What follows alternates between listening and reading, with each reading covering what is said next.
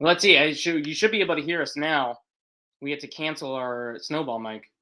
Oh man, this is yeah. For this is what happens. This is what happens when like you don't go live ever. Right. Let's see if people can hear us this time. My dad says yes. Oh yes. Yeah, people can hear us. Okay, no. I guess we'll have to do away with this guy for a little bit. Let's go. We'll figure that out for the rest of the show. All right, let's get into it. So we were talking about Yellowjackets. We want to thank everybody for coming on the show.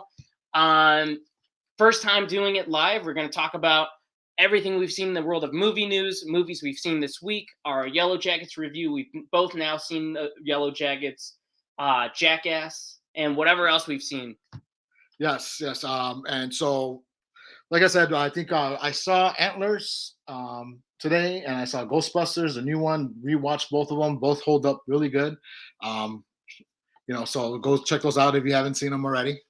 Oh yeah, Ghostbusters was that was definitely a highlight of last year for me. I know. Yes. That's a movie we both saw in IMAX. I really enjoyed. I thought the ending was great. But let's talk about Yellowjackets. That's a show. I don't know if everybody has seen that show yet, but it's definitely picking up momentum on the internet. Right, that's how I found out about it. Because it came out in December, and it came like you said under the radar, and then it's on Showtime. So obviously not a lot of people have Showtime, but it's really good. It's really well done. Showtime's come up with their shows that they have been having on recently. Because they had some, I think Billions was on there, and Billions looks like it's going to be good. I might check out Billions. Yeah. So Yellowjackets was great, and it really, that got me to subscribe to Showtime. So I guess their plan worked for sure. Right. But I thought it was fantastic. The cast was like awesome. I was so happy that you were able to finish it too, because I needed somebody to talk about it with. Me and Victoria were just raving about it. And it was really cool that it just that's a show that just like word of mouth really picked it up. Right. And yeah, I was late to the party, but I was glad I finally saw it. Yes. And then we have a little bit of movie news with Scream 6 being greenlit. Yeah. So on Scream 5, Scream 5 did amazing. I think it was a $20 million budget. Made $100 million. It made over $100 million so far. So right away they're like, let's make Scream 6. My theory is that they must have something written or had the plans for something.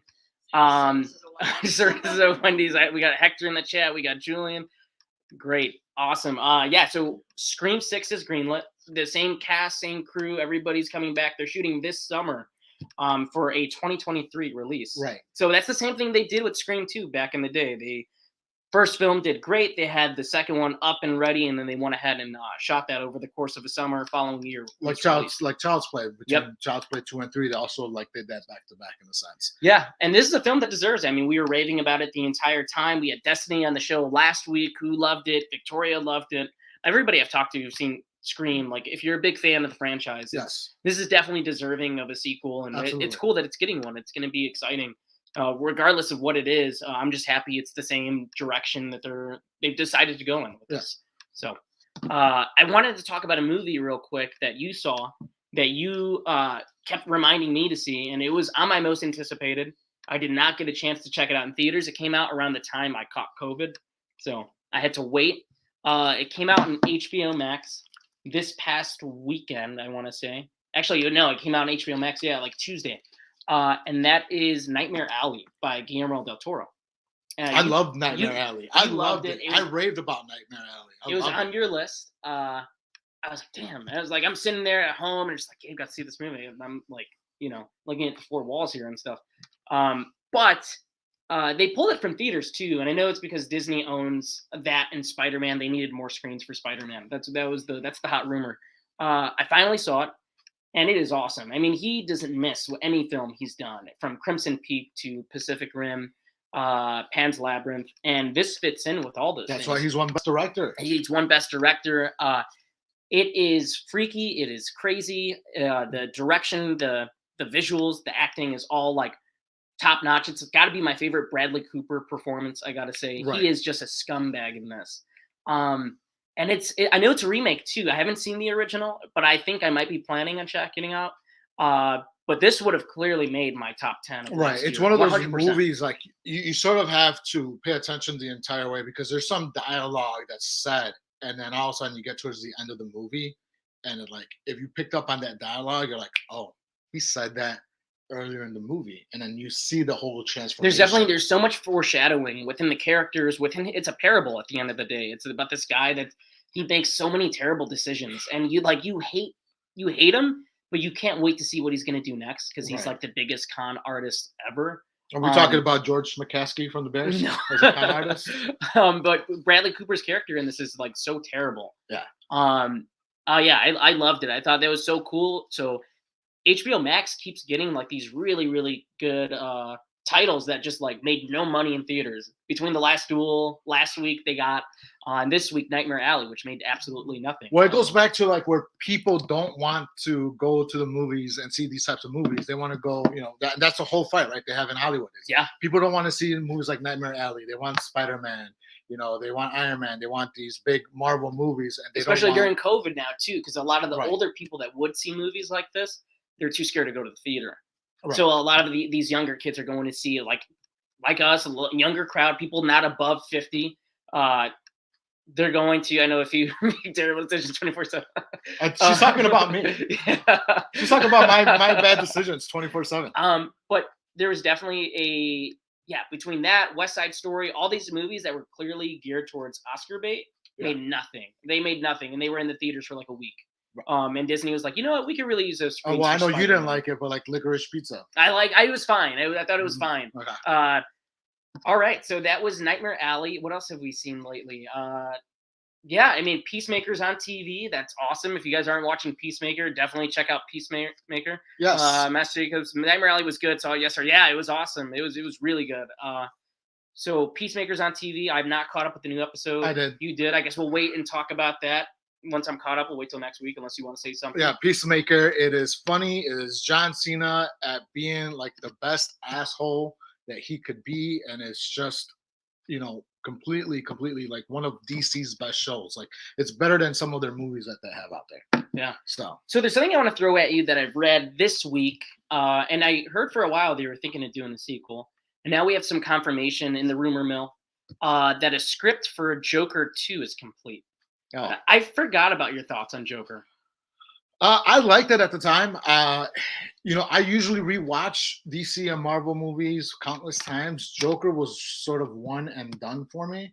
I haven't seen the Joker, the original one, since it came out like 2-3 years ago. Julian's talking about The Witcher season 2. You saw that, right? We started it, didn't finish it. Didn't you like season 1? We love season 1. That's a show I still got to check out. Everybody keeps telling me to watch The Witcher. I played the game though. I really like The Witcher 3. But yeah. We got some people in the chat, man. How many people we got watching the show? What's going on, Jose? What's up? 8, including me though. So Joker 2, there's a script complete. Yeah. I guess they're moving forward with the original director, original writers, Joaquin back in the role. That's definitely a controversial movie, but it made $1 billion. It's controversial because, and I'm sorry if you haven't seen it, but it's been a while, right? It's been out for a while. But supposedly, according to the stuff, that's not the Joker. It's not, they played it off there like it was some like guys, just some weird random, fever dream. I guess we'll know in confirmation with the sequel. Like, right. Is he the Joker? Does he inspire the Joker? What exactly are they going to do with it? I'm definitely interested, if anything, more so about the controversy, because I feel like that's a movie that like people either love it or they hate it, and they're so split on it. And there's always, that's the constant talk was, did it deserve the Oscar for Best Actor? Did it deserve the nominations that it got? It didn't. Is it a ripoff of Taxi Driver? Like it is. It's all those things, but it's definitely, that's the thing about movies that are just a touchstone. I love the Joker. I am now watching it. I've heard great things about Gotham. But Joker's one of those movies that just creates a conversation. Right. And that's what movies are. They're a conversation. No matter, it's like American Psycho. There's people that love that movie, and there's people that think it's just like completely I know you love that movie. I love that movie, but there's people out there that I know that think the material is just like terrible and just like completely like filthy. Joker's one of those movies that creates that conversation. Yes. So, new to it, but I really enjoyed the cycle. Have you seen Gotham? Yes, I've seen Gotham. I think I've seen everything but the last season of Gotham. I'm missing the last season, but I've enjoyed everything that put in Gotham. I forget the guy that plays the Penguin, but he was really. Oh yeah, I heard the Penguin and Riddler. There are some of the highlights of that show for sure. Yeah, like I was actually rooting for the Penguin because of how they treated him. It like gives you a little bit of an origin story of the Penguin and the Riddler, how they both started off, and I think the Gotham was a really good show. I like I said, I really enjoyed it. I still need to catch up on the final season on it. All right, so let's move on to something that I know we talked about last week. We talked about the poster that was like, like the American Psycho reference. I mean, that's the first movie I think of to compare it to. Yeah. We talked about Texas Chainsaw Massacre. This is a big movie for horror fans, I think, just because as the franchise as a whole is iconic. Hurry up! I want to watch the Book of Boba Fett. I was like, go watch the Book of Boba Fett. That show sucks. I haven't watched it yet. I'm gonna watch the Book of Boba Fett. We talked about the Matrix. The Matrix. I love the Matrix, as everybody knows. I didn't watch it yet. I still gotta watch it. You're disappointed.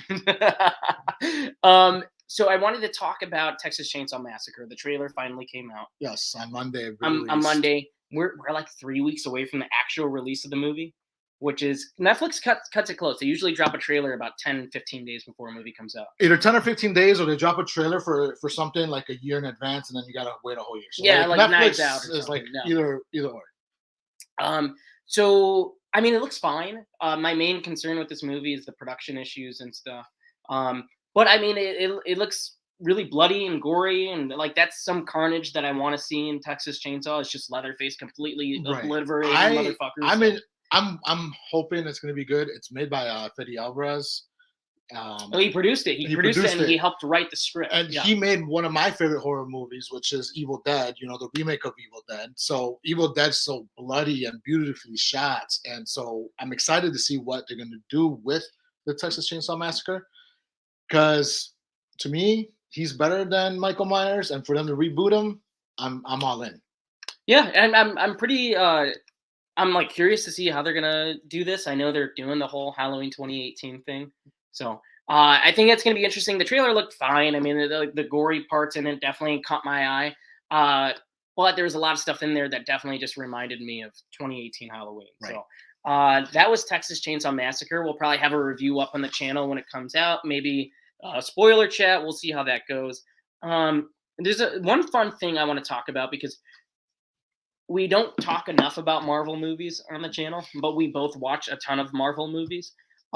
Is the Multiverse of Madness, Doctor Strange 2, Sam Raimi's sequel.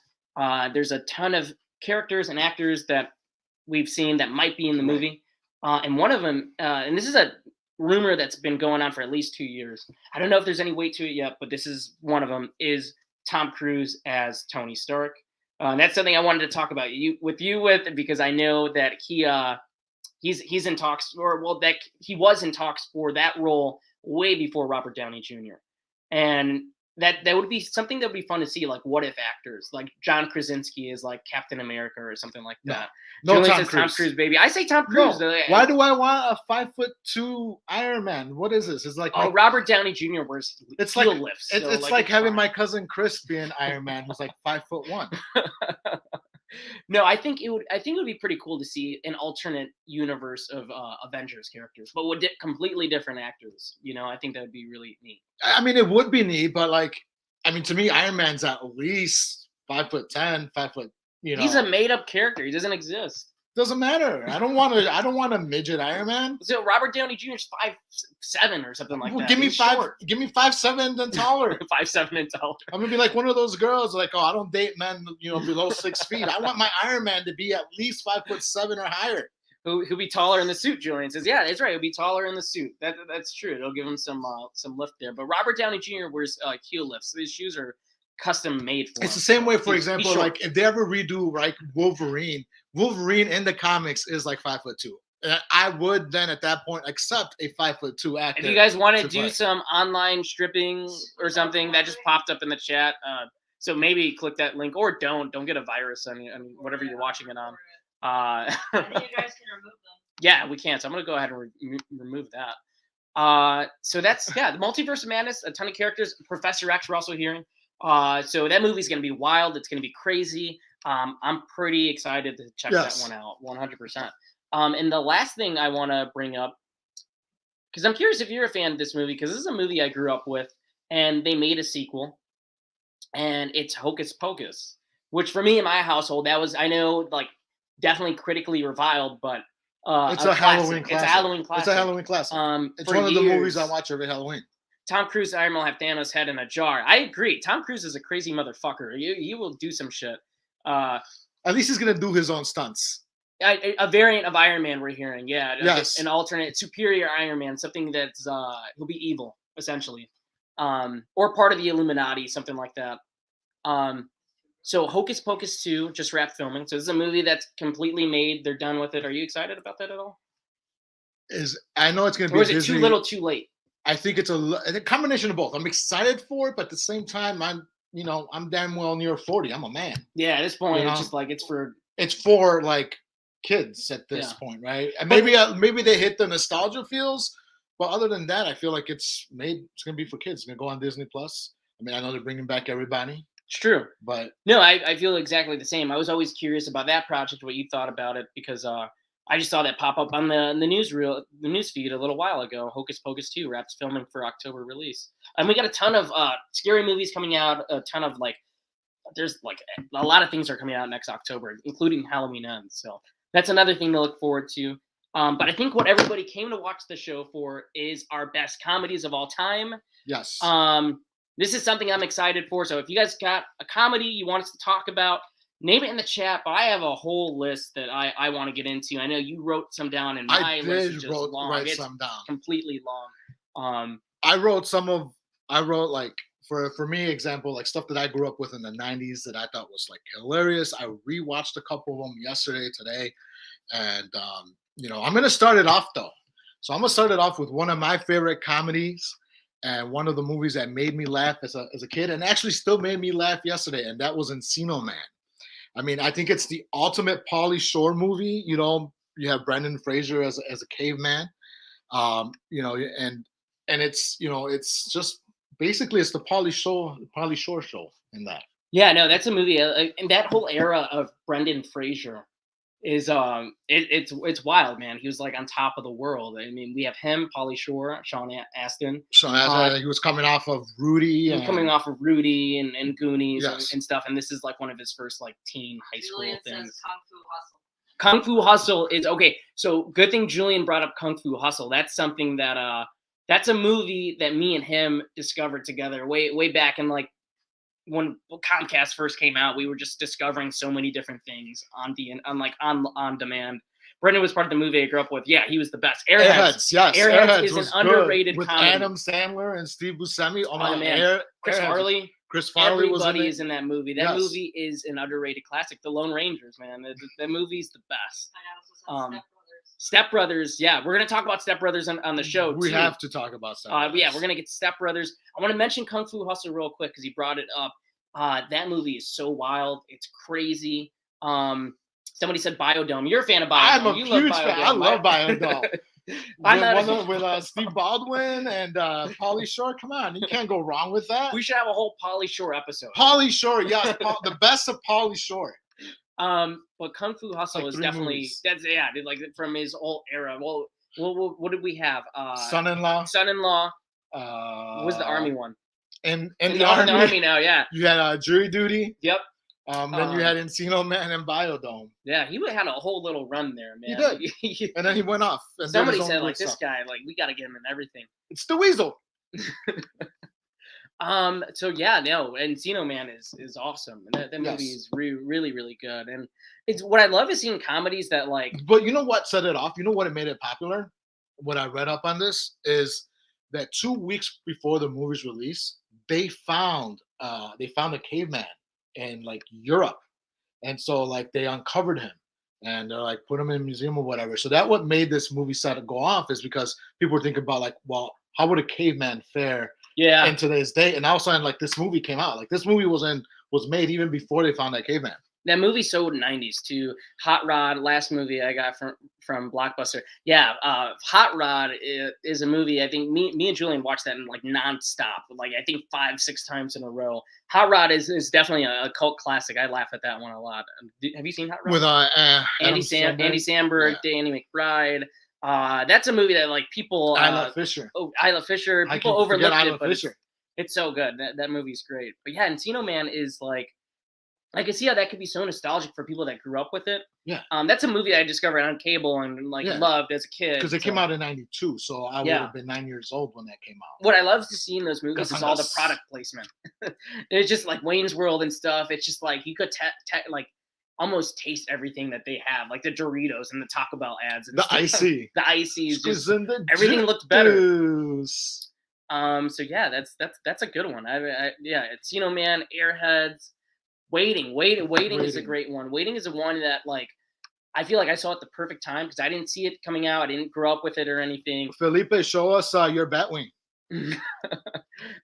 Waiting was a movie I saw while I started waiting tables and stuff. And every restaurant I worked in, they would talk about it. It's like, this is a movie you got to see. Yeah, it's a movie for all the waiters. It's so relatable too. And Just Friends. Victoria just screamed out Just Friends. That's one of my favorite romantic comedies.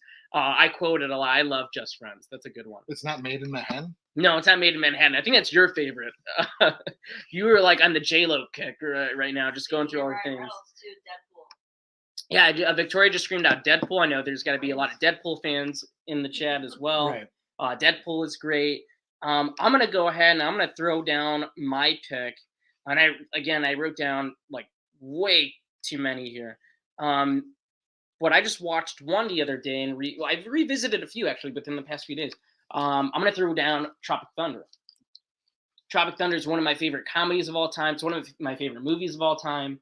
It came out in the summer of 2008. We had Step Brothers. We had Pineapple Express. We had Forgetting Sarah Marshall. I'm a goat kind of guy.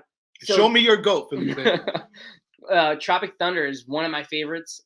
It's totally worthy of the Oscar nomination, and that's a movie that you can't make today as well. Right. Tropic Thunder. I mean, there's so many jokes in there that just work. Well, obviously, you can't get Robert Downey Jr. No, you cannot do that ever again. No. But he was the last one, and he got I think I saw an interview with Jamie Foxx, and Jamie Foxx he's blessed, and he's Oh, but it's one of the best comedy performances ever. Oh yeah, it's everybody was everybody in that movie brings their A game. Jack Black brought his A game. Robert Downey Jr. Then you had Ben Stiller, Matthew McConaughey, and who can forget Tom Cruise as Les Grossman. Right. Well, at that time when you saw that movie, they were hiding him from all the marketing material, so you really don't know unless you're paying close attention until the closing credits that that's Tom Cruise. Right. Because that was a joke that they held pretty close to the chest. I Love You Man. I Love You Man also came out. 2008 or 2009. Well, it was and I had some of that written down. So it was that string of movies that Paul Rudd was doing. Yeah. Role Models, I Love You Man. My Idiot Brother. So I Love You Man was also hilarious with Lou Ferrigno and Julian says No Retreat, No Surrender. That's a comedy, but not in that's an ironic way, definitely. I Love You. Yeah, he was in a string of comedies then. He was in everything, Paul Rudd. He still is in everything. He still is in it. He's the best. I mean, he's a vampire. I mean, he was in Clueless, another comedy. Yeah, he doesn't. That guy doesn't age at all.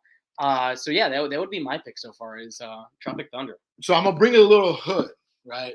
I'm gonna see it, and I'm gonna throw out Friday from 1995. It's one of my favorites. It's on the list. Friday is one of those movies that I had on VHS, I had on DVD, now I got on Blu-ray. It's one of those movies that I could, anytime I'm feeling sad, anytime I want a good laugh, I'm just going to pop in Friday. And, Chris Tucker as Smokey is just perfect. Ice Cube is just, all the side characters. That's a movie that's so lived in. And you feel like you're part of that neighborhood watching all these crazy things happen. Right. Because Tony Cox is the neighbor. The abusive husband. And then you have all these actors at that time that weren't really big. Bernie Mac. You had the guy that Tiny, Lister Jr. Debo, so Debo was oh my god, anytime you would write up somebody's what you got on my 40, man, and you just pat somebody down.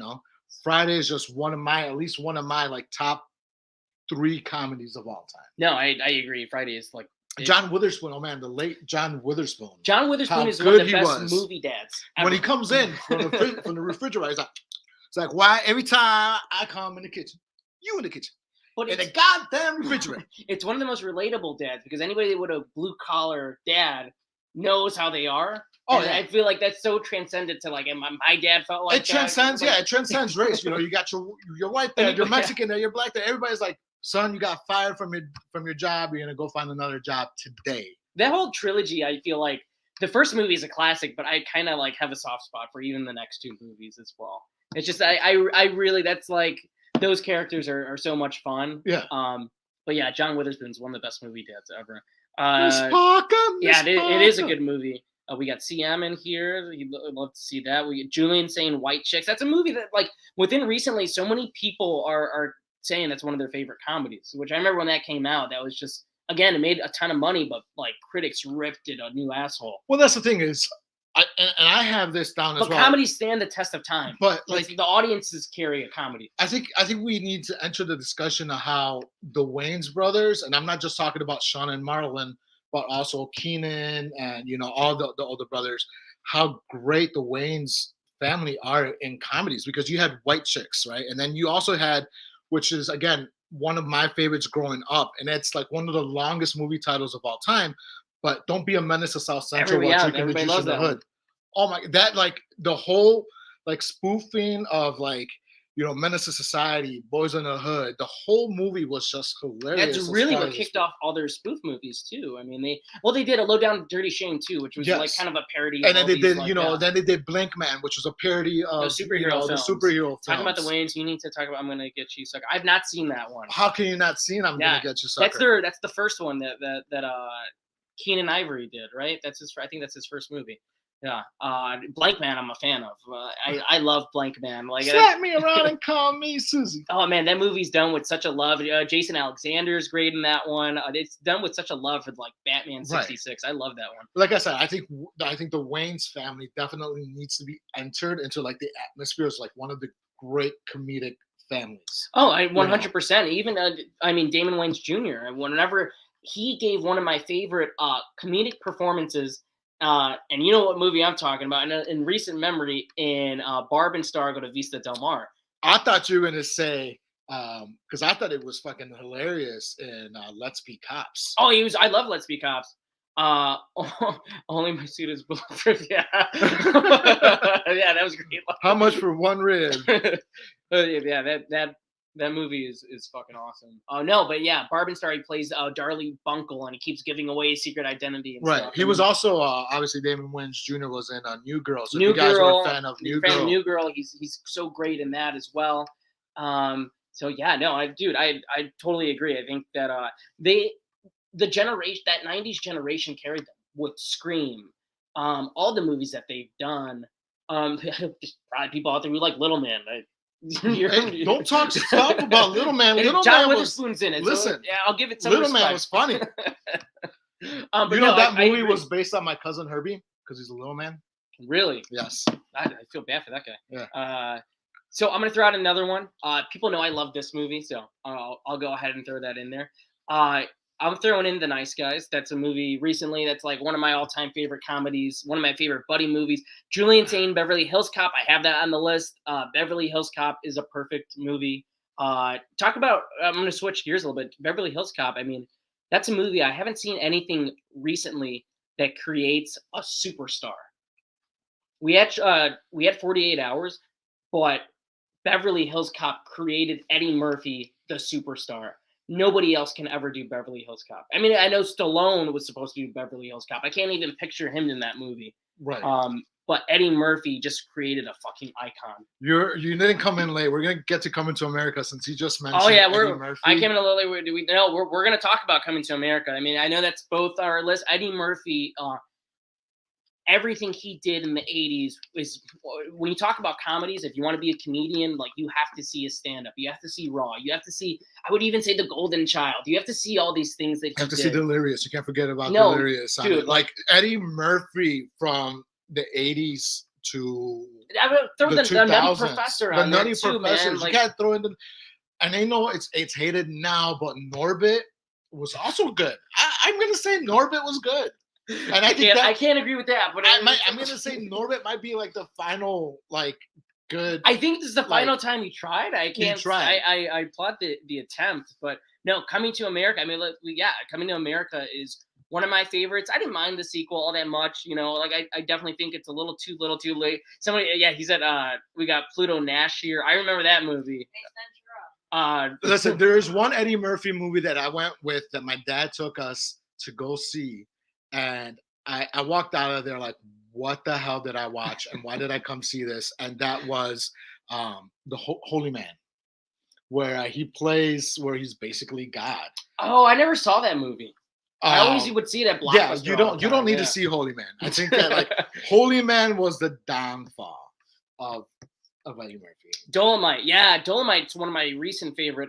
He was so good. I feel like Dolomite was like he was like trying to come back with Dolomite, and I I heard he was gonna do like another stand up, but that never came out. Dolomite was so good. Dolomite was really good. Well, we need Beverly Hills Cop again. I think he could totally pull it off. I mean, he's at the right age where we would see it one more time, and I would be there day one. It's one of my. I even love Beverly Hills Cop 2 just as much. Like I love those movies. And even 3. I love Victoria threw in Ace Ventura. Jim Carrey his run in the 90s is one of the greatest runs ever of an actor. Not even comedian. I'm going to say actor. Just in terms of a global sensation. Because somebody also mentioned, because he had Ace Ventura, you had The Mask, Dumb and Dumber, Ace Ventura 2, Liar, The Cable Guy. The guy was nonstop. Me, Myself, and Irene. I would throw on Batman Forever. He's like, for the role that he played as the Riddler, it's fun. He's the best Riddler. We don't know that yet. Yes, we do. But do we count Batman Forever as a comedy, or Carrey rocked? He does rock. No, he does, yeah, and I count Batman as comedy. I feel like. Oh yeah, The Mask is Batman Mask is Forever is definitely a comedy. The Mask is. I love Dumb and Dumber. It's up there. Ace Ventura is awesome. He sells these roles. The Mask is my favorite because he's able. In the other movies, he has shades of being a cartoon character. Right. In The Mask, he's straight up a cartoon character. His facial expressions that he has throughout the entire movie in The Mask is just, and just the way that he was. And we're gonna go back with Jim Carrey and just say how great he was in Living Color. Yeah. Oh my God, Fire Marshal Bill. He was one of his best roles in Living Color. And he had a really cool Rocky sketch. Oh yeah. Johnny Knoxville with the silver hair is miraculously hot. Yes, he was. He was a silver fox, and he looked damn good in it. I can't wait to become a silver fox. One of my cousins is a silver fox. He killed it in The Grinch too. He did, man. Like the Grinch is such a weird fucking movie. It's scary. But it's one. I can't picture anybody bringing that character to the screen other than Jim Carrey. Right. He's so animated, dude. Twin Peaks: The Return. I still got to finish the original Twin Peaks, man. I only seen season 1. I've never seen Twin Peaks. That's a show that I've heard it was crazy. I've seen season 1 of Twin Peaks, but I guess it's time to jump back on that train for sure. Yes, he does make a cameo, and Fire Marshal Bill does make a cameo in Liar Liar, which is hilarious. He does? Yeah, he does. He's like a background character. That's right. Yeah, dude. I damn. Liar Liar just came out on Shout Factory. I had to pick that up. I'm hoping for a 4K, but Liar Liar's that movie. I mean, Jennifer Tilly. Ooh, never looked. She better. Was back in that was 96 or 97. Yeah. That movie's awesome. Somebody else mentioned. Oh, Julian mentioned Richard Pryor movies. Yeah, Richard Pryor and Gene Wilder went on a run together too. All they did was movies together. They also, most of these movies can't be made today, like The Toy. Yeah. I mean, you're not gonna rent out to a black man for a rich white kid. I mean, it goes back to like, man, every era had their king. I don't know who's today's king of comedy.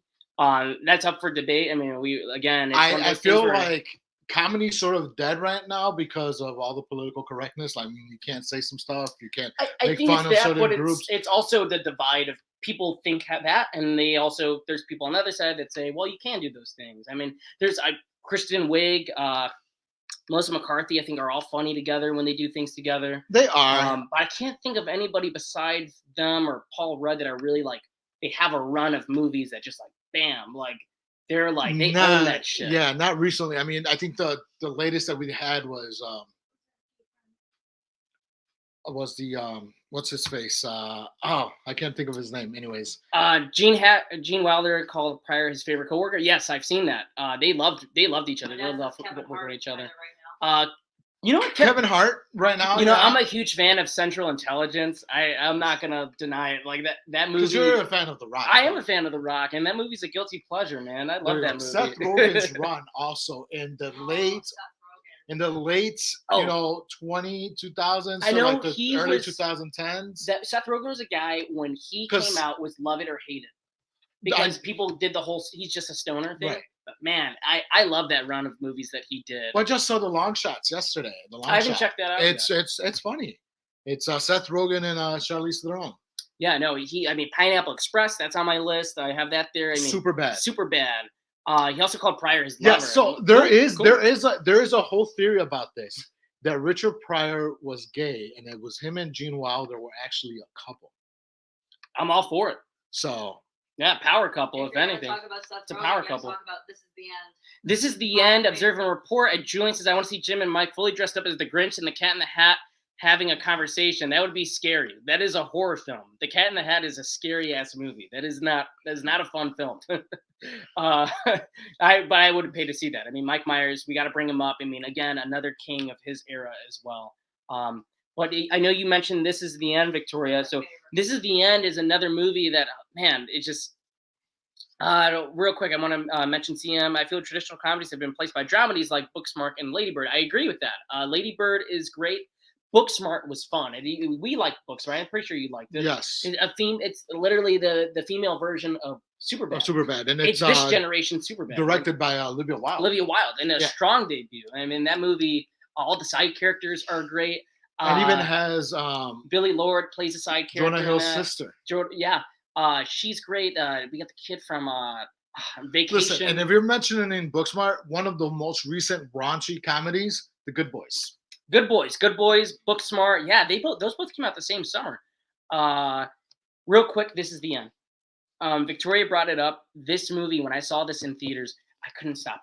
That was a movie that put me in tears the entire time. It's one of my favorite movies. Yeah, no, This Is the End. The social commentary, the commentary on Hollywood, on each other, the jokes they crack. Danny McBride is one of my favorite kings of comedy. I would throw him up there. Clearly, he's got the reign on TV with Eastbound and Down and stuff. But man, all those guys together in the same room. Craig Robinson, everybody that cameos in that movie. Hot Tub Time Machine. But This Is the End that's movie magic, comedy magic happened with that one, where it's just like everything got thrown. The kitchen sink, Channing Tatum, like every joke that could have been made with those guys was made. It's like when it comes to their masterpiece, that's one of them for sure. Absolutely. Let's see. So we got Biodome. Yeah, we mentioned Biodome. Ferris Bueller. I want to throw in Mike Myers. So I Married an Axe Murderer is a strong candidate for films. Yes, it is. Yeah. I love that movie. Listen, Ferris Bueller in the 80s, though, that is such a quotable movie. No, it is. And it's relatable. When you're a kid, it's just like, man, you always have that, especially growing up in Illinois, in the suburbs and stuff. Like, you see all those things. And I grew up in the city. So. I grew up in the suburbs. I don't know anything about the city. But growing up here, it was like, man, that was... Ferris Bueller is a movie that was always on TV. You've always quoted it. The dance. You don't know who I am? I'm the Sausage King of Chicago. There's a guy in there. The guy that takes the car for a joyride looks like our friend Adrian. So there's that as well. Weird Science. Yeah, that's a great one. A young Robert Downey Jr. in that one. Which is a weird movie because you're creating a robot to have sex with. Yes. And you're like 16 years old. And it was totally cool at that time. It's like, this is fine. I mean, there's that and Zapped and like these movies where like women were just complete objects and just like, these guys are fucked up. I mean, let's see. So we got, didn't we see This Is the End on Bootleg in Arizona? We might have. I think I liked it so much that like in high school, I was just like, I got to show you this. Illegal reasons. But in high school, you go through those needs, man. Every young man's dream. Yes. Ferris Bueller is every young man's dream. No, he's talking about creating the robots. Oh, that's every young man's dream too. You know, you got a point. It's still my dream. Chicago suburban kids love Ferris Bueller and Home Alone. We can't help it. No, it's true. I mean, Home Alone. We could talk about Home Alone. I mean, it's a Christmas classic, but I would say it's a comedy classic too. It is. But do you think Elf is a better comedy classic for Christmas? I think they're on par with each other. It's so hard for me to pit those against each other because Home Alone I grew up with, but I saw Elf in theaters. I've seen it every year since. It's one that I like as a kid. I nearly had a heart attack watching that movie. Listen, we got some love for Billy Madison. Oh yeah, 100%. We haven't touched Adam yet, man. Because Adam Sandler's like a whole other stratosphere of his run. Adam Sandler's run of movies. First off, we could even go back to Airheads. Somebody brought up Airheads earlier, which is awesome, and he's hilarious in that. But Adam Sandler, when he was really throwing these movies out, Big Daddy, Waterboy, he was on his game. His brand was like on its And it goes back though to Saturday Night Live, and Saturday Night Live at one point in the 90s and like the late 80s, Wedding Singer. They just had like these comedic geniuses, right? Because you had Adam Sandler and his run of movies, and you had Chris Farley with Black Sheep and Tommy Boy and White Ninja, and unfortunately his life got cut short. But it would have been fun to see what Chris Farley would have done. He was going to be the donkey in Shrek before they got Mike Myers. He was going to be Shrek. Right. Yeah, he did the voice for Shrek in that. Yeah. For Shrek. Let's see. Thoughts on Jason Momoa joining the Fat Dog. We talked about that last week. I love Jason Momoa. We're really excited for that, man. I love Jason Momoa. I know John, he has a Marvel podcast. It's great. I listen to it on the way to work a lot. We love Jason Momoa. I know you love the Fast and Furious saga. So do I. So do we. I mean, those movies are fun. I hope he plays a villain. I would love that. If not, like maybe a long lost cousin or some shit, or like Hobbs' brother or something. I don't know. But yeah, no, we're super excited for that. Can we get love for some John Candy? Dude, John Candy is the king, man. I mean, he's the polka king. He is the polka king. I love John Candy, from Stripes to Vacation. Home Alone, you mentioned. Uncle Buck. Uncle Buck is another movie. When you live in the Midwest, it's so relatable. Planes, Trains, and Automobiles. Planes, Trains, those movies, it's like a warm blanket whenever you're watching those movies. It's just like, I don't know, it brings tears to my eyes whenever I watch Planes, Trains at the end. Yeah. And he tells him how he doesn't have a family and stuff. We're going to get to Steve Martin, too, because Steve Martin's one of my personal favorite comedians, like, ever. So we're going to talk about that. Listen, Julian, Christmas Vacation is good. Oh, it's great. There's no but. There is a huge but. Vegas Vacation is 10 times better. I don't agree with that. Yes, Vegas Vacation is the greatest vacation movie. Vegas Vacation is a fun, underrated. No, it's not underrated. Film that I enjoy. It is Vegas. I'm setting my foot down on this one. Vegas Vacation. What about my idea as Ben Affleck as Batman a la Logan? Do you know about that? Yeah, so Hector's been saying that why don't they do a Ben Affleck Batman, but like how they did like Logan, an old Logan. Oh yeah, no, like I think old man work. Logan. Yeah, and you Dark do Knight like Returns. That would be a lot of fun. No, I would totally like that. I had an idea where it was Shaggy as Logan, and then everybody's dead too. It's Scooby Gang. Never seen Chris. You never seen Vegas Vacation, man? Oh, dude, you're missing out if you've not. It's on HBO Max right now. Go Slander watch calling Vegas Vacation better than Chris, right? That's blasphemy. It's not. That is blasphemy. No, it is the truth. No, it is the truth. I agree with you, man. Orgasmo. I've never seen Orgasmo. Yeah, I'm sure you have. Gary bringing in Orgasmo over here. I've never seen it. He's a degenerate. I know a lot of people have brought up that movie for sure. No, so yeah, there's no way that Vegas Vacation is better than that. Oh, yes, it is. I'm gonna throw out another one. I'm gonna look at my list. You know what doesn't get talked about enough, and I always bring up. So we got Mean Girls, we got Clueless, Heathers. I love Romy and Michelle's high school reunion. That's a random one, but I think that one's like definitely up there for like female-driven comedies. And you think like, so? Yeah, 100%. Bridesmaids is another one, just as Bridesmaids. That's definitely on a run with Kristen Wiig of like just perfect driven comedies. That's up there with The Hangover for sure. Did we already talk about Monty Python? Did you grow up on Monty Python? I did not grow up on Monty Python. That was something that I saw later on, but I definitely enjoy Monty Python. I've heard about them. This is Spinal Tap. Spinal Tap is another one that I like. Yeah, but that's one where I didn't really grow up on Monty Python or any of those films. So Jamie Lee Curtis is married to that guy. Which one? The guy that does all these the Monty Python and Spinal Tap and stuff. Yeah. Romy and Michelle is underrated. I love Bridesmaids. Yeah, Bridesmaids is great. I own Romy and Michelle. I have it on. You should give it another watch. You're gonna love it. I do love Romy and Michelle. No, seriously though. I think that one's just a lot makes of fun of me because I've watched it by myself a couple of times. I watched it by myself. Down and she's like, "What are you watching?" I'm like, "Romy and Michelle." Romy and Michelle. Wow. It's a comfort movie. It's like Mira Sorvino, man. She never looked better. She was great in that. They were both great. They had great chemistry. Lisa Kudrow, yeah, I liked her. Yeah, she's the best. Mel Brooks movies, and mainly Spaceballs. Yes, that's one of my favorites. John Candy again. Bill Pullman. So before maybe like 10 years ago when I first watched the Star Wars movies, I watched Spaceballs first. Like I never seen the Star Wars movies, but I saw Spaceballs. Spaceballs is just hilarious. Like, from the beginning. Spaceballs is like, gotta say, like one of the best parody to Star Wars movies ever. Julian is kicking it old school. Hey, I think that's the Jamie Kennedy one. Jamie Kennedy, listen, don't laugh. Julian kicking it old school. I had that movie.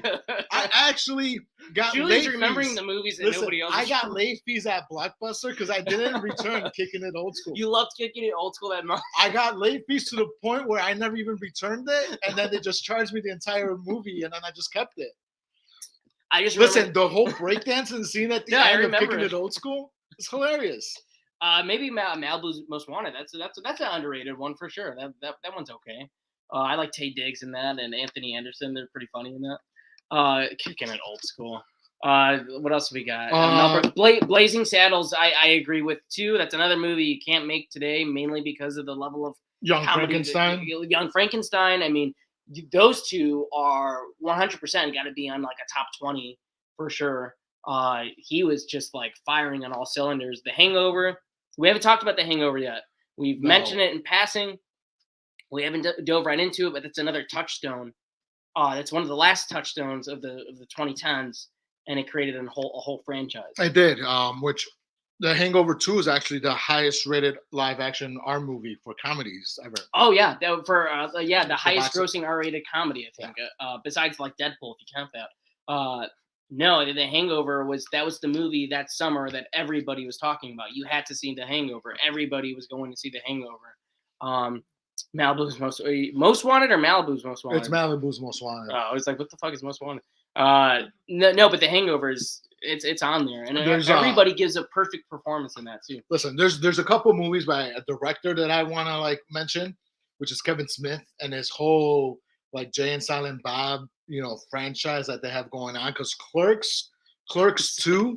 Oh my God, Clerks 2. Clerks 2 is up there, man. There's some scenes in that movie that just make me cry laughing. I love Clerks 2. I love Mallrats too. Mallrats. Dogma. Dogma is my favorite Kevin Smith movie. I think Dogma is just hilarious with Chris Rock in it, Salma Hayek in it. Oh man, anytime Dogma is on, I'm watching it. I'm laughing it. It doesn't matter how many times I've seen it.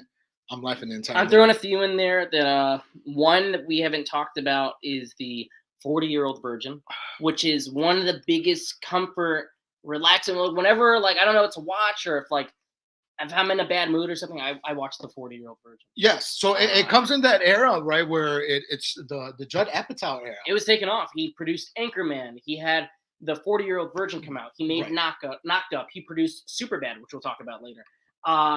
All these movies were coming out. This is 40, back to back, and it's all the same cast of characters for the most part. It's all the same guys. Movie. Yeah, it's the same. I don't even know what you would call that era of comedians, because I know we had the frat pack with Vince Vaughn, Owen Wilson, Ben Affleck. Wedding Singers. Oh man, so Wedding Singers is also one of my favorite. Like you said, put it on at any time, feeling sad, whatever. Put on Wedding Singers, and life is good. Yeah, no, 40-Year-Old Virgin's up there for me. The Wedding Crashers with Owen Wilson, Vince Vaughn, Bradley Cooper is in there. He plays a typical jerk in that. Right.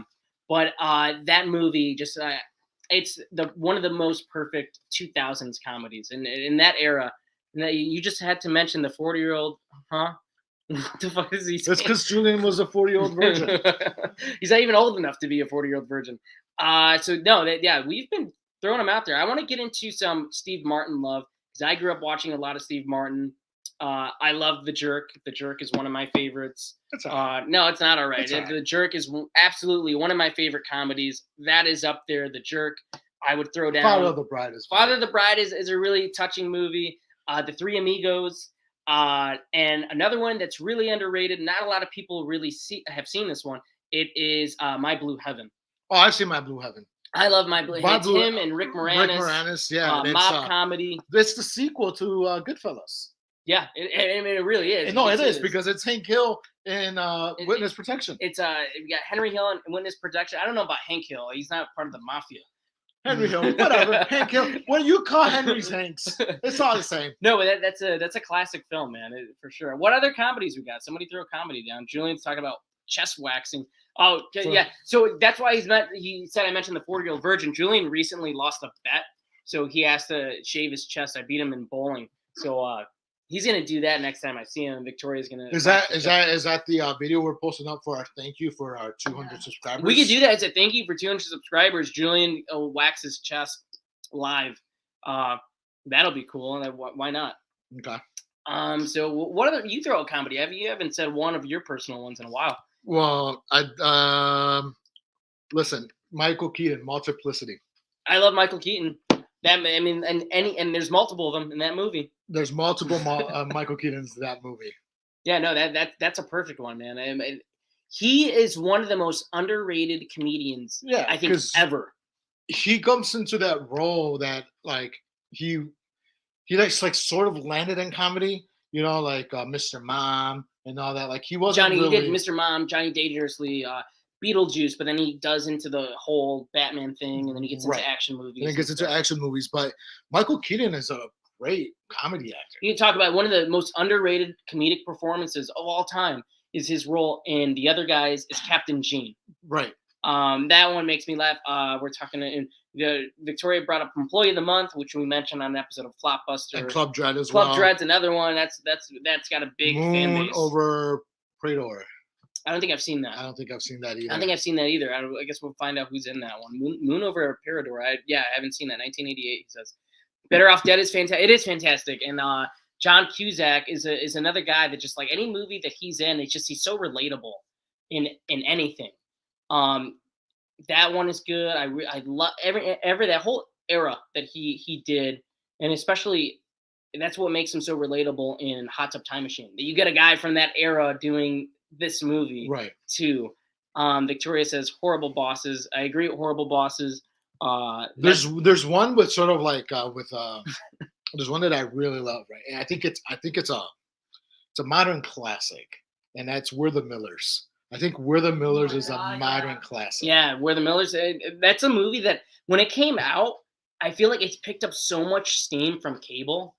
And so, like, that's where its main audience came from, was like, it's always the movie that's on like FX or TNT or something.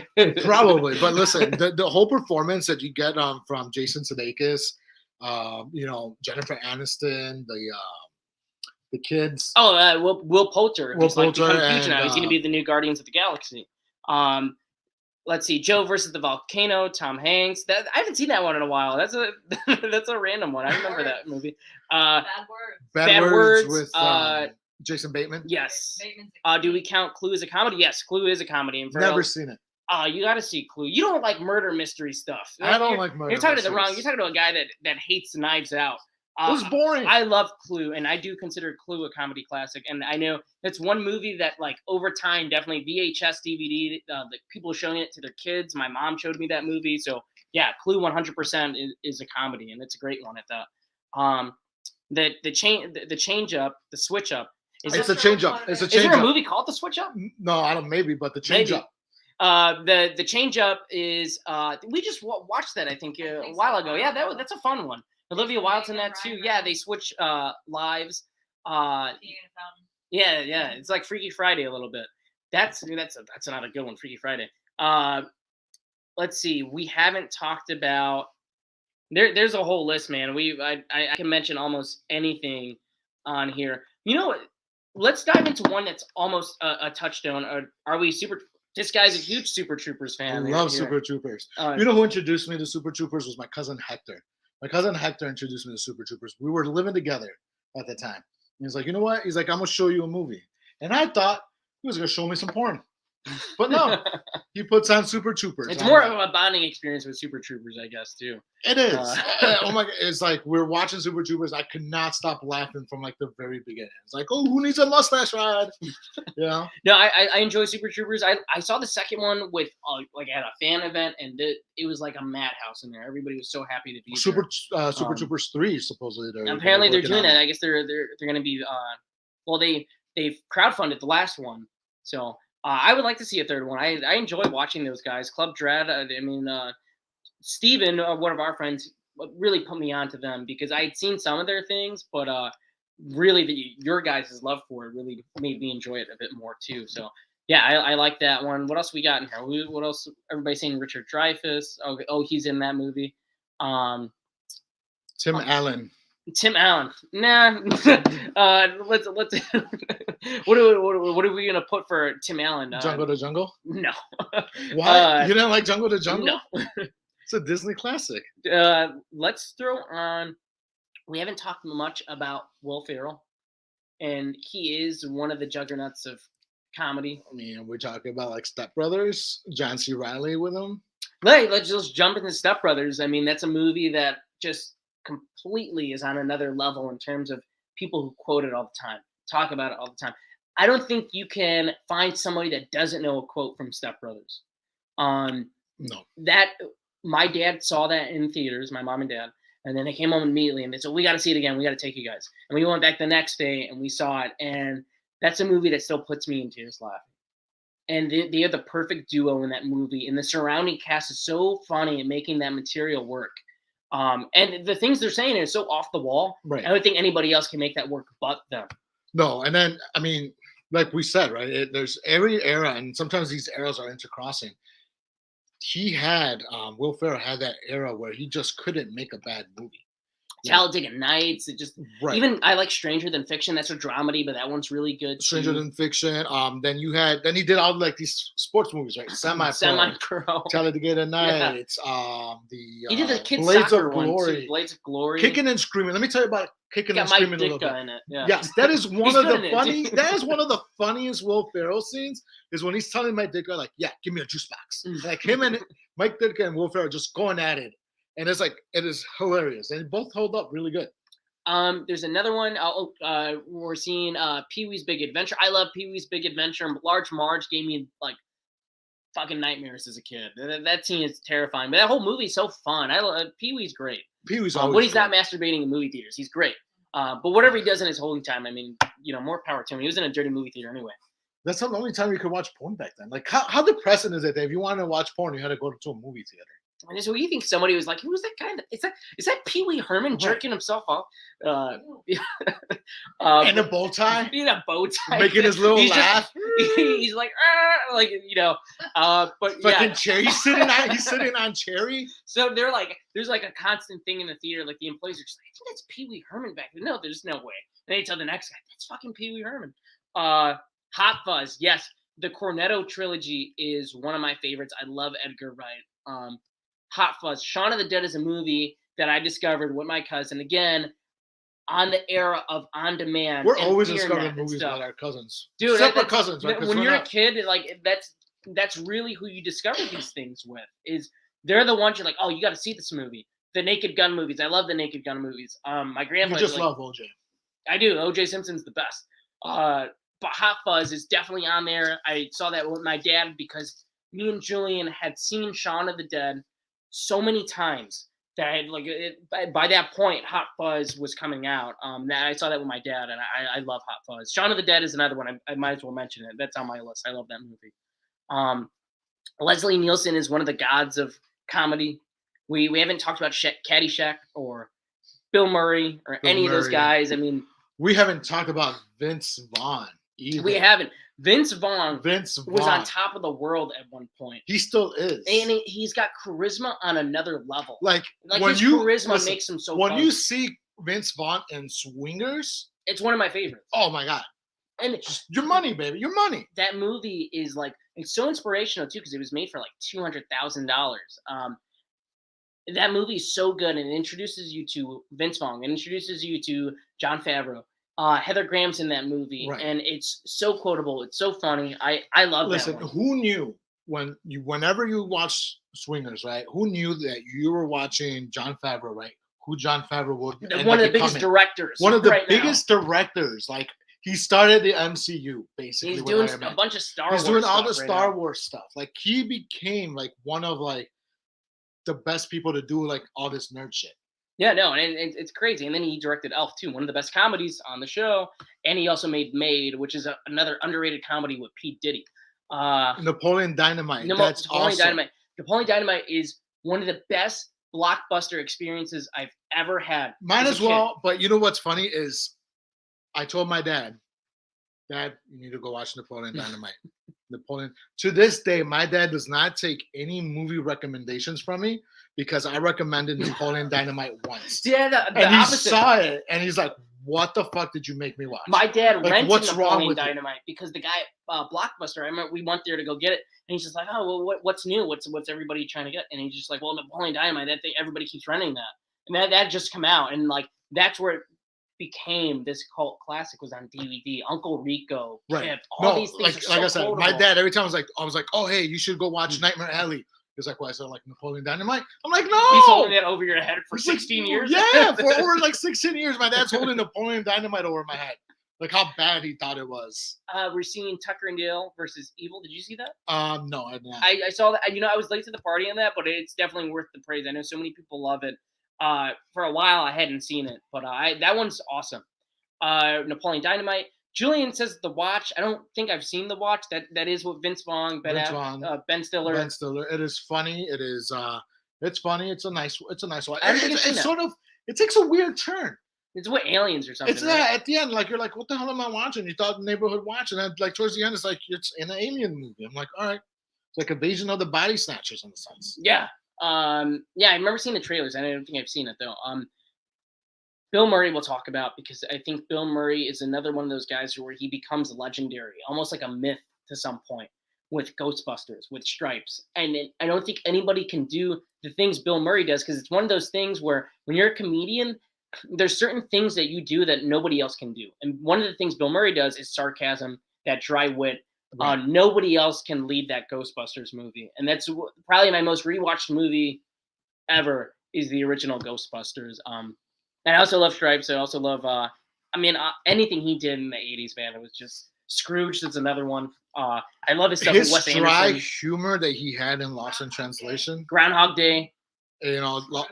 Scrooge, we mentioned it. Yeah. Like I said, Lost in Translation. Lost in Translation is a great dramedy. Zombieland 1 and 2. Yeah. And the Zombieland 2 scene was pretty awesome. That was one of my favorite moments in that one. Victoria says Couples Retreat. Have you seen Couples Retreat? I don't think I've seen that one. I've seen. Oh yeah.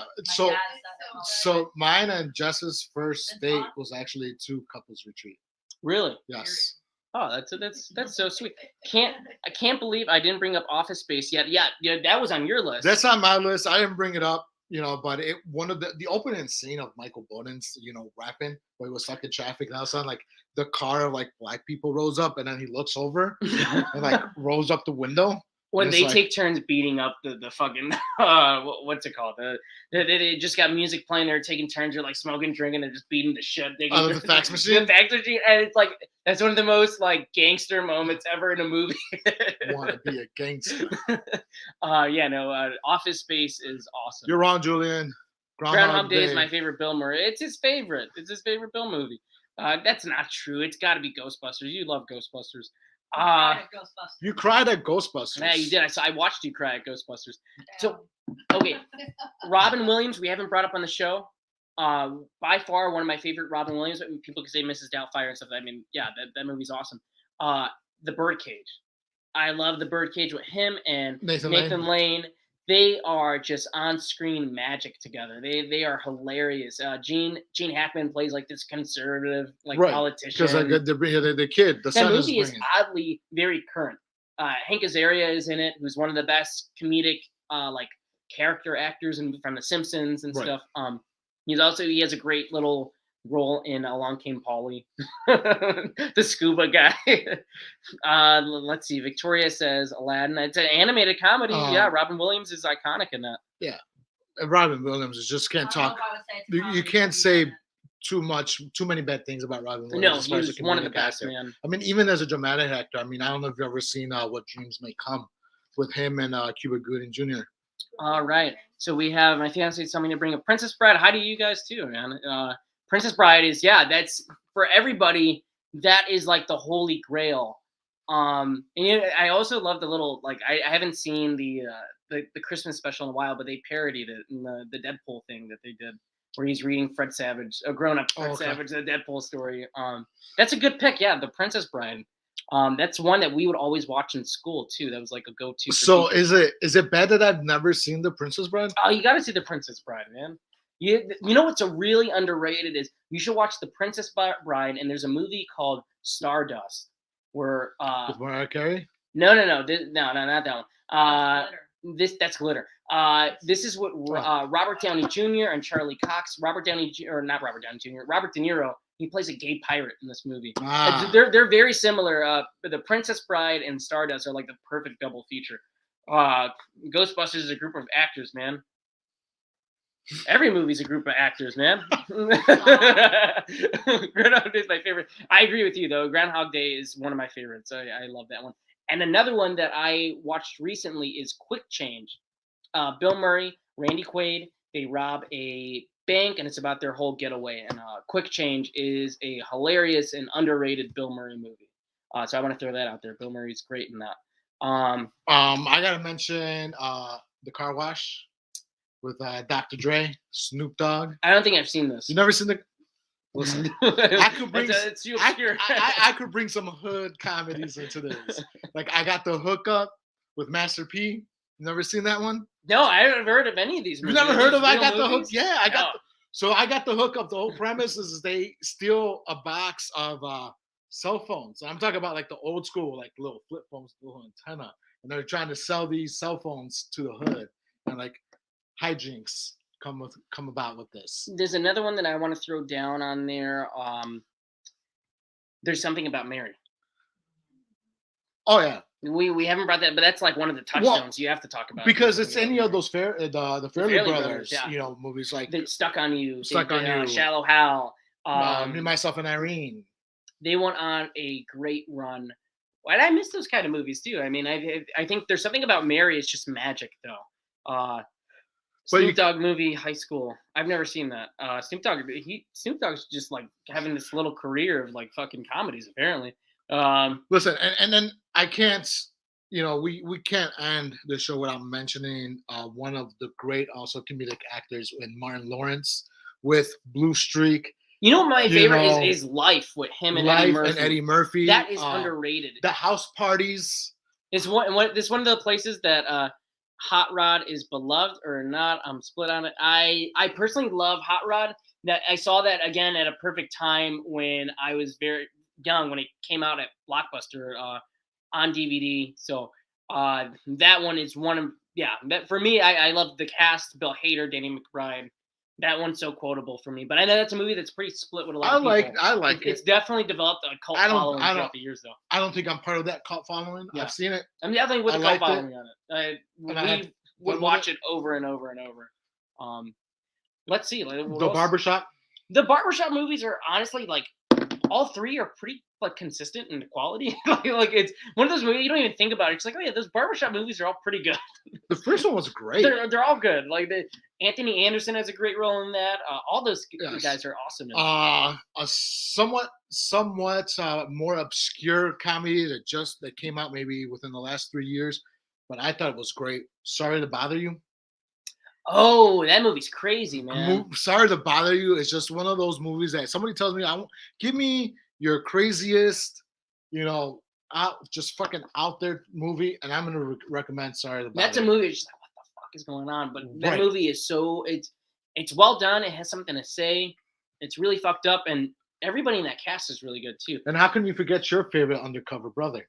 Oh, I love Undercover Brother. That's like legit. His soda never spills. That is a great movie.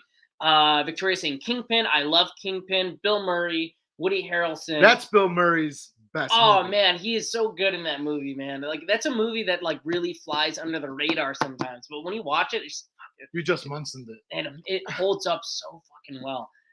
Meet the Fockers. You know what? I don't hate Meet the Fockers like a lot of people do. I like Meet the Parents more still. I love Meet the Parents, but Meet the Fockers. Everybody that's cast in that movie, Barbara Streisand, the parents, they work for me. It makes sense. I enjoy that. Who we haven't mentioned either in all this is Dan Aykroyd, and Trading Places. Yeah, I even love Dragnet with him and Tom Hanks. Rocky movies.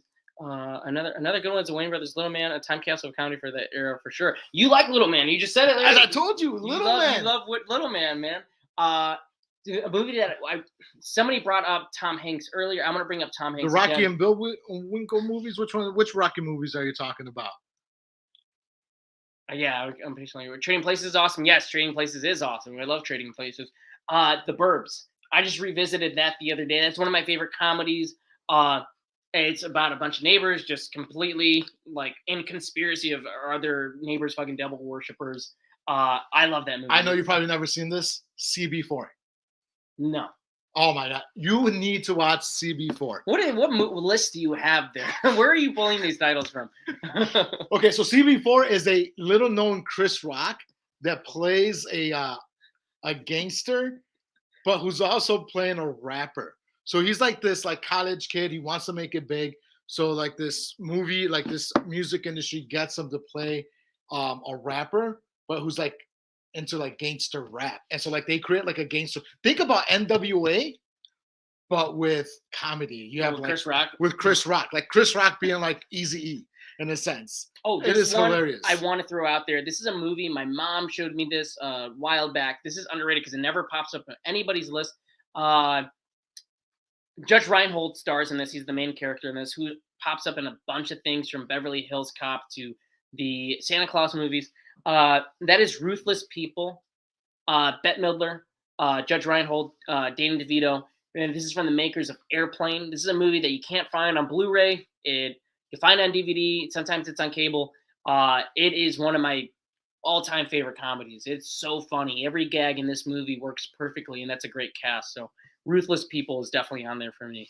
Julian saying Role Models. That's another. That's one of the great 2010 era comedies. Stifler is in that. Oh, we haven't even Shaun said William American Scott, Pie. man. But people know we love those movies though too. We had a whole podcast dedicated to the American Pie movies. I have so much love for the American Pie movies. Anything with Shaun William Scott, The Rundown, Goon, any of those movies work really well for me.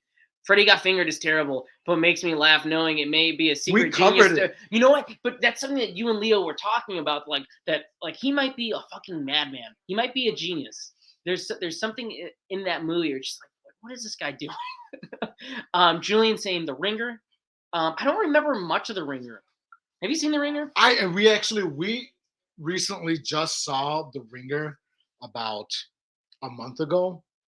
You can't make that Ringer anymore.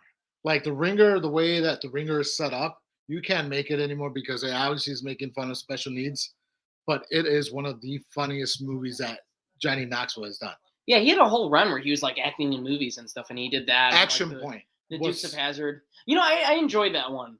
I thought it was fine. He was doing like a Meatballs thing. Not another teen movie. That's an underrated film, and I like that. Chris Evans in there. The Rundown I consider action comedy. Just rewatched it. Very fun. It is fun. I love The Rundown. That is a good one. Game Night. And Game Night's a recent one, and it goes along with Clue. I would put it in the same conversation. Murder by Death too. But Game Night is so funny, so well shot, so fucking dark. Rachel McAdams. If you didn't already think Rachel McAdams was like this secret stealth comedic genius in Mean Girls, like it is like blatantly clear in Game Night because she's like super funny in that. Right. Julian just hit it. Not Another Teen Movie rocks. It does rock. I love Not Another Teen Movie. That's a movie that I would like. When American Pie, those are movies I would sneak on as a kid just to like. Did you ever see The Big Hit? Lou Diamond Phillips, Mark Wahlberg. I don't think I've seen this. Oh, it's pretty funny, man. It came out in '98. It's like an action comedy type deal. I don't think I've seen this. It sounds like the plot of Money Talks. That's a Chris Tucker and good old Charlie Sheen. Oh man, Money Talks was good. Yeah, Game Night was real good watch. Good mixed dark humor, and each punch I didn't feel for. Yeah, that is a good one. Vince Vaughn movies. We love Vince. We love Vince Vaughn. Vince Vaughn is one of my favorite actors. I honestly, when he does drama, like he's really good. It's that charm. He's got a really good charm about him. We didn't mention Major League. I don't know how you feel about Major League. I love Major League. I love Major League. We got to give it a shout out on the show. Major League is one of my favorites. Wild Thing, Rick Vaughn, man. Yeah. Let's see. I mean, we've run down pretty much every single comedy like ever at this point. But I feel like I could go on forever because there's so much to talk about, dude. Listen, growing up in my household, Saturday mornings. No, well, not Saturday mornings, just cartoons. Sunday mornings on the Spanish language. We had growing up. I grew up with Cantinflas and his movies. I don't know the name of any of his movies, but they were all they were all like, but they were hilarious. They were funny. Well, the Cantinflas movies were hilarious, and he was like one of the first Hispanics to win like a Golden Globe for Around the World in like the 1950s. It's like the same thing for me as a kid, like growing up watching like Abbott and Costello Meet Frankenstein and stuff, or like the Three Stooges. That's the stuff that would come on early in the morning. You would have to watch, but it holds up because of the slapstick humor. Right. Little Nicky, you get out of here with Little Nicky. I love Julian. We're gonna become friends now because Little Nicky is one of Adam Sandler's best. That's the most annoying voice in movie history. I cannot get past his Little Nicky voice, but there's some stuff in there that works. Popeye's chicken is the Buffalo Bill stuff I thought was pretty funny. Cantinflas for life. See, I'm not the only one. Let's see. Balls of Fury. I remember that movie. I don't the Christopher Walken, right? Christopher Walken is the bad guy, and then you got the fat curly haired nerd that from like the Star Wars. Like he's playing. He's gonna play Francis Ford Coppola. Yeah, he's like playing freaking ping pong. Fanboys is underrated. Fanboys. That was fun. I thought that was a fun one. I like that. Guess Who? If you like old school comedies, Dr. Strangelove. I have seen Dr. Strangelove, and that's one of my favorite Stanley Kubrick ones. And I'm not the biggest Stanley Kubrick fan, but I love Dr. Strangelove, The Shining. But that movie is like really fucking dark and super funny. Dr. Strangelove. I think you mean Dr. Sleep if you're talking about Stanley Kubrick. No, Dr. Strangelove is a Stanley Kubrick movie from 1960s. You're saying Dr. Years, I think we thought I talked about Dr. Strange. You know I'm like, I guess it's comedy. Like, One of the best comedies, The Chicago Bears. Yeah, but you're still wearing their merch. You're like all decked out in them and stuff. Guess Who? Isn't that that's the Ashton Kutcher one, right? That's Ashton Kutcher with Bernie Mac. I think I've seen that. I wasn't never the biggest Ashton Kutcher fan. Don't lie, you weren't the Bernie Mac fan. I love Bernie Mac. I love the Bernie Mac show, man. Bernie Mac show is underrated. There's a great episode where his nephew wants to be Jewish and like wants to go to bar mitzvahs because he wants one and stuff. That show was like low key great. And How I Learned to Love the Bomb. Yeah, that's the extended title to it. Yeah, that movie is fucking good. You should check that one out too. But you don't like black and white movies. I forgot. No. Let's see. You know what? Wedding Crashers? Yeah, Wedding Crashers is the fucking best, man. Wedding Crashers. I want to bring up the 21 Jump Street movies. We haven't brought them on the show, but I feel like both of them are pretty perfect. Channing Tatum is low key hilarious. He's the best, man. Like he's everything funny. He's in. He understands the assignment. He's one of those actors. When you put him in anything, he knows what he's got to do. He's great in 21 Jump Street. 22 Jump Street is like as good of a comedy sequel as they come. Right. And there's not many great comedy sequels, but A Dude, Where's My Car is a classic. When you like Dude, Where's My Car, we did an episode of Flopbuster with Steven. That's a recent one where I just turned off my brain. I had fun with it. But yeah, Channing Tatum's low-key like a comedy star, man. He's a genius when it comes to delivering lines. I mean, his scene in This Is the End is just like, how the fuck did you pay this man to do that? Like, and Jonah Hill obviously would accept it. Yeah, I don't know if you guys ever seen Accepted, but Accepted is underrated. Super underrated. With Justin Long. Everything about that movie is totally mid-2000s. Blake Lively. That movie's incredibly underrated. I love that one. So another movie that I know that people are going to be like, what the hell are you watching? Or what the hell are you smoking? I like Hobbs and Shaw. But so there was a movie, National Lampoon's Van Wilder, right? With Ryan Reynolds, which was good. It was funny. But for some reason, I absolutely love the sequel, which is Van Wilder, The Rise of Taj. I don't think I've seen the sequel. I've seen the first one. The sequel is hilarious. I think the sequel is even better than the first Van Wilder. Who's in the sequel? The dude that plays the dude from the White Castle movies. Kal Penn. Kal Penn is the lead in The Rise of Taj. Oh wow, White Castle. We haven't brought up the Harold and Kumar, man. Yeah, there you go, Harold and Kumar. Those movies are like nearly like I feel like they get better with each one, man. And I was late to the party with I Love You, Philip Morris. Have you seen I Love You, Philip Morris? Okay. The Harold and Kumar get better and better with each movie. I felt like the Christmas one, I was late to it. And I feel like that one is probably my favorite. But all those movies are fucking awesome. Yeah, all the Harley Quinn. And I wish that they would make a fourth. Like, I know Kel Penn's busy saving the world and being on like freaking Obama's. And we know thing. girls secretly play battle shits in the bathroom too. Yes, they do. I love you, Phil Morris. I mean, I guess if that's one of your favorites, I know that one's pretty beloved. I can't get past the whole like hardcore just pounding of Jim Carrey and Obi-Wan Kenobi. But that is a lovely love story though. Let's see. Do you have any final ones? Like, man, we've got it for 83 minutes. This is one of the long episodes for sure. The camera cuts in the Harold and Kumar are just what get me. Yes. And what's his name? Barney from fucking Doogie Howser. Oh, Doogie Howser. What's his fucking Neil Patrick Harris? Neil Patrick yeah, he's Harris the best in that. You want a cock meat sandwich? No, thank you. I'm gonna pass on the cock meat sandwich. Thank you very much. Let's see. I mean, we ran through everything, man. And, Borat is a staple, and Borat 2 I thought was a lot of fun as well. Borat was a movie that came out of nowhere and just shocked everybody. Sacha Baron Cohen, I used to see him a little bit on HBO. The Ali G show. The Ali G show. And I'm not gonna say I wasn't a fan of him, but I really didn't care about the Ali G show. But then when Borat came out, Borat just blew it was away. Talk about a cultural milestone. It was a movie that blew everybody away. Everybody in my family, we gathered around when that came on DVD and we watched it, like every family gathering, just to show everybody this crazy fucking movie. Right. And that got him Isla Fisher. It did, man. She loves that guy. Good for him. You seem jealous about that. No. Hey, you're watching your answer. No, I'm not. So we've literally we've gone through like almost every movie. And we could go on. We could go on ever. We could bring up Bill and Ted, Caddyshack, The Three Amigos I mentioned. After Hours is one of my favorites. Raising Arizona, The Big Lebowski. And see, even The Dictator. That's a fun one too, man.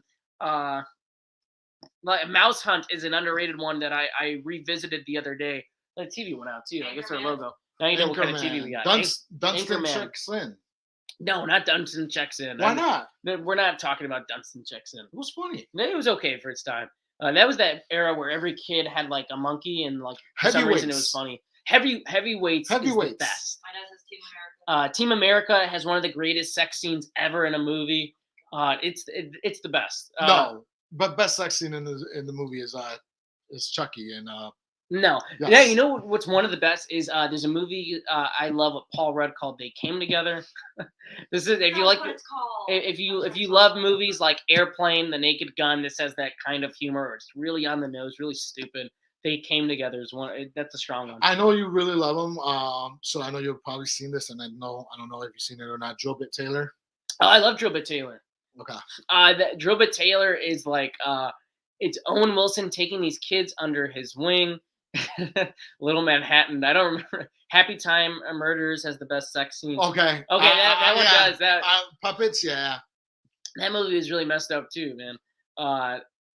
Drill Bit Taylor that's an underrated one. That's got Kevin Hart in it too, and Danny McBride. So that's what I'm saying. It's your favorite. Yeah, it's definitely that's a movie I watched in middle school. Those Owen Wilson movies are also pretty funny. I love Owen Wilson, man. Even his early stuff. Back. He is coming back. I love.